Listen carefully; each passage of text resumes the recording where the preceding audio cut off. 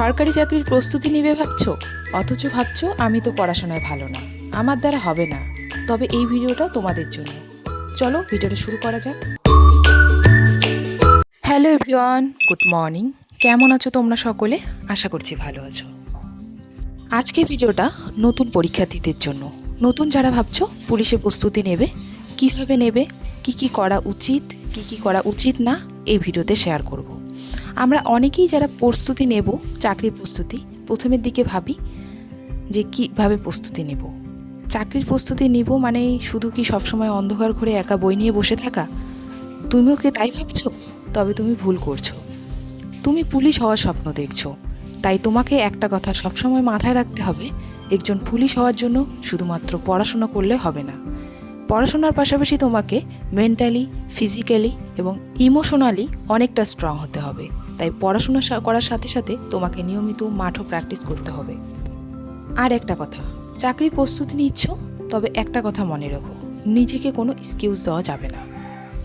আমার সময় নেই, আমার দ্বারা হবে না। প্রথম কথা, সময় কারোরই থাকে না, সময় বের করে নিতে হয়। আর হচ্ছে আমি পড়াশোনায় ভালো না, আমার দ্বারা হবে না, এটা ভাবা মানে নিজের মনকে নিজে দুর্বল করা। কারণ মানুষ পারে না এমন কোনো কাজই নেই। তাই সবসময় পজিটিভ থাকতে হবে, নিজেকে নিজের মোটিভেট করতে হবে। চাকরির প্রস্তুতিতে কার একাডেমিক স্কোর কত ভালো, কে কত ভালো স্টুডেন্ট, সেটা ডিপেন্ড করে না।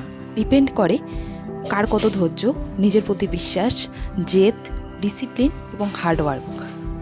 তাই হয়তো আমরা লক্ষ্য করলে দেখব এখনও অনেক স্টুডেন্ট রয়েছেন বা অনেকে রয়েছেন যাদের একাডেমিক স্কোর ততটা ভালো ছিল না, তারা পড়াশোনাও ততটা স্কুলে ভালো ছিল না, কিন্তু এখনও অনেক ভালো ভালো পদে চাকরি করছেন।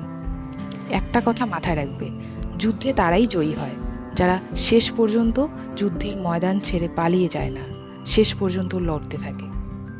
তবে চাকরির প্রস্তুতি নেওয়ার আগে তোমাকে কিছু কিছু খারাপ অভ্যাস ত্যাগ করতে হবে। প্রথমত, সেসব বন্ধুবান্ধব, মানুষজনের কাছ থেকে দূরে থাকতে হবে যারা তোমাকে সব সময় ডিমোটিভেট করছে, যারা তোমাকে এটা ফিল করাচ্ছে যে তোমার দ্বারা হবে না, তুমি পারবে না। তাদের কাছ থেকে যতটা পারো দূরত্ব বজায় রাখো। দ্বিতীয়ত রয়েছে সোশ্যাল মিডিয়া। বর্তমানে সোশ্যাল মিডিয়া প্ল্যাটফর্ম আমাদের সময়টা অনেকটাই কেড়ে নিচ্ছে, আমাদের পড়ার প্রতি ধৈর্যটা অনেকটাই কমে দিচ্ছে। তাই কিছুটা সময় হলেও সোশ্যাল মিডিয়া প্ল্যাটফর্ম থেকে নিজেকে দূরে রাখো। এর পাশাপাশি কিছু কিছু অভ্যাস তোমাকে শুরু করতে হবে। যারা এতদিন পড়াশোনার সাথে যুক্ত ছিলে না, যাদের পড়তে তেমন মন বসে না, তাদের বলবো ডেলি যতটুকু সময় পাও তার মধ্যেই পড়তে বসো। একটা কথা জানো তো, বিন্দু বিন্দু দিয়েই সিন্ধু তৈরি হয়। এই সময় যতটা পারবে বাইরের জাঙ্ক ফুড থেকে দূরে থাকবে, নিজেকে সুস্থ রাখবে। কারণ পড়তে বসার জন্য মেইন দরকার নিজেকে সুস্থ রাখা। তাই তোমাকে নিজেকে সুস্থ রাখতে হবে। ডেলি 30 মিনিট বা 1 ঘন্টা হলেও এক্সারসাইজ করো, মেডিটেশন করো। এতে তোমার মন এবং হেলথ দুটোই ভালো থাকবে। এবার বলবো পড়াশোনা শুরু করবে কিভাবে। আমাদের মধ্যে অনেকেই রয়েছি যারা প্রিপারেশান নেওয়ার আগে ভাবি যে পড়ার রুটিন কেমন হবে, ডেলি ক ঘন্টা পড়তে হবে। আমি বলবো প্রত্যেকটা মানুষের পড়ার ধরন আলাদা, বোঝার ধরন আলাদা। কেউ রাত জেগে পড়তে ভালোবাসে, কেউ আবার সকালের দিকে পড়তে ভালোবাসে। তাই বলবো তোমার সময় অনুযায়ী তোমার ভালো যেটা মনে হয় সেভাবেই তুমি তোমার রুটিনটা ফিক্সড করো। অনেকেই ভাবে ক ঘন্টা পড়তে হবে। আমি বলবো পড়ার সময় ক ঘন্টা পড়ছো সেটা ম্যাটার করে না, ম্যাটার করে তুমি কতটা বুঝতে পেরেছো। অনেক স্টুডেন্ট রয়েছে যাদের আধা ঘন্টা পড়লেই হয়ে যায়, আবার অনেকে রয়েছে সেই জিনিসটা 1.5 ঘন্টা ধরে পড়লেও হয় না। তাই নিজের অনুযায়ী, নিজের ক্ষমতা অনুযায়ী নিজেকে পড়তে হবে। পড়ার রুটিনের থেকেও কোনো চাকরি প্রস্তুতিতে যেটা মেইন ইম্পর্টেন্ট জিনিস, সেটা হচ্ছে সেই পরীক্ষার সিলেবাস জানা। যে পরীক্ষার জন্য প্রস্তুতি নিচ্ছ সবার প্রথমে সেই পরীক্ষার সিলেবাসটাকে ভালো করে দেখে নাও।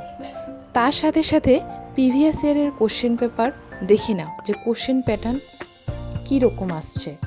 এরপর সিলেবাস অনুযায়ী কিছু বই কিনে নাও এবং বইগুলো ভালো করে ডেসক্রিপটিভ ওয়েতে প্রিপারেশন শুরু করো।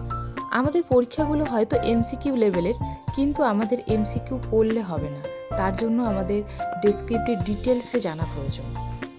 তোমার চাকরি প্রস্তুতির সিলেবাস তাড়াতাড়ি কমপ্লিট করতে চাইলে তোমাকে উইকলি টার্গেট ফিক্সড করতে হবে এবং টার্গেট ফুলফিল করার জন্য নিজেকে একটা স্কোর দিতে হবে।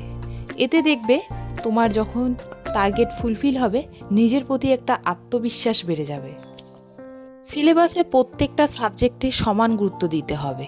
তবে যে সাবজেক্টে তুমি দুর্বল, যে সাবজেক্ট তোমার ভালো লাগে না পড়তে, সেই সাবজেক্টকে তোমার ডেইলি রুটিনে রাখতে হবে। সেই সাবজেক্টে বেশি বেশি করে একটু সময় দিতে হবে, তাহলে দেখবে সেই সাবজেক্টও তোমার পড়তে ভালো লাগবে। আজকে ভিডিওটা এখানেই শেষ করছি।